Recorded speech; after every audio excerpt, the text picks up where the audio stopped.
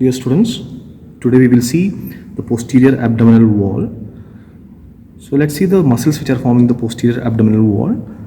The first muscle that is here, this one is psoas major. This is the right side psoas major.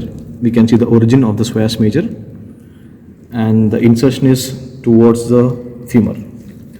Another muscle which is seen on the lateral side of the psoas major, the lower aspect, this muscle here is iliacus muscle, iliacus. So iliacus and the psoas major, the tendons of them, they will join together and that will be inserted to the lesser trochanter of the femur. The main action of iliopsoas is flexion of the hip. So the main action of the iliopsoas is the flexion of the hip. Now, above the iliacus, this area medially, lateral to the psoas major, here we can see a muscle that is Quadratus lumborum. Lateral to the Quadratus lumborum, here this area, we can see some fibers here, transversely running fibers.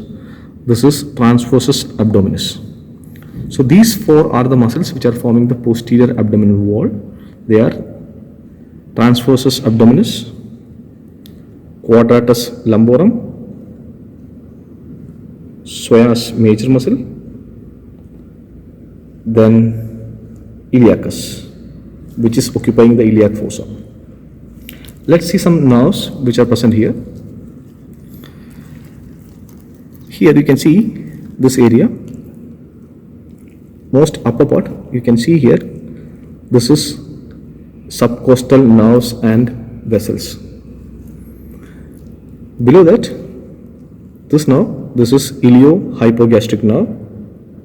Then we can see this one, this is ilioinguinal nerve. So these structures were in relation with the kidney.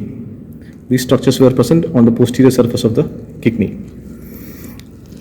Also we saw some structures like Quadratus lumborum, transversus abdominis and the psoas major in posterior relation of the kidney.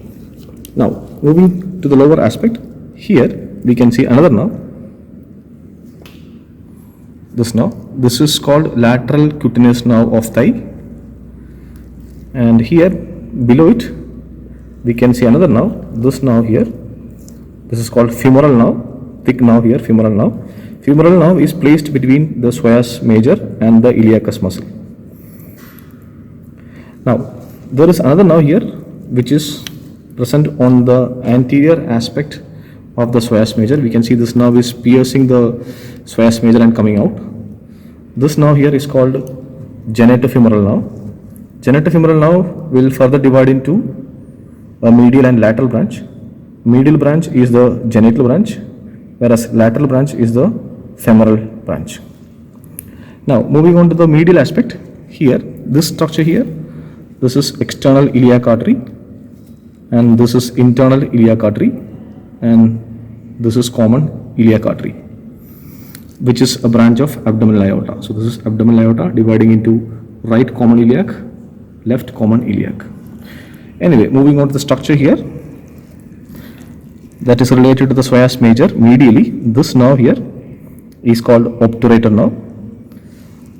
Below that there is one more nerve here, this one, that is called lumbosacral trunk.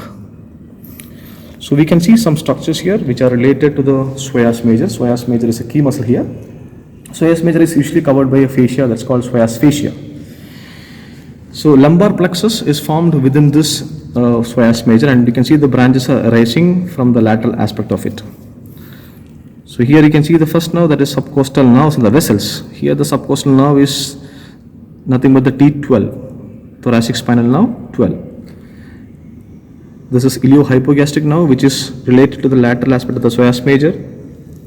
This is also related to the psoas major lateral aspect. Even this one, it is also related to the psoas major, lateral aspect of the psoas major. Here, this nerve is also related to the lateral aspect of psoas major. This is lateral cutaneous nerve of thigh. It is very close to the anterior superior iliac spine and also the inguinal ligament. Sometimes this nerve can get entrapped within the or below the inguinal ligament that causes meralgia paresthetica.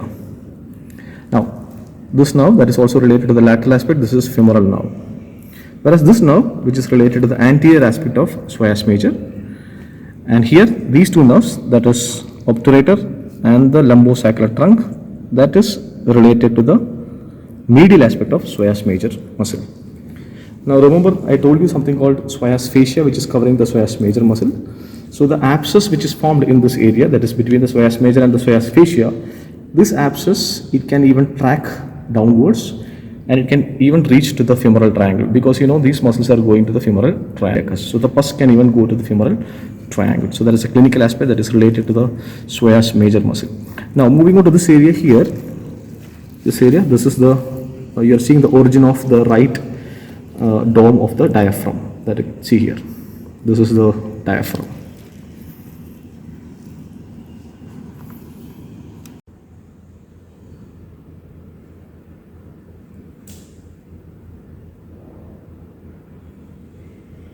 थोड़ा सा पास आना पड़ेगा इधर, ठीक है? बताओ।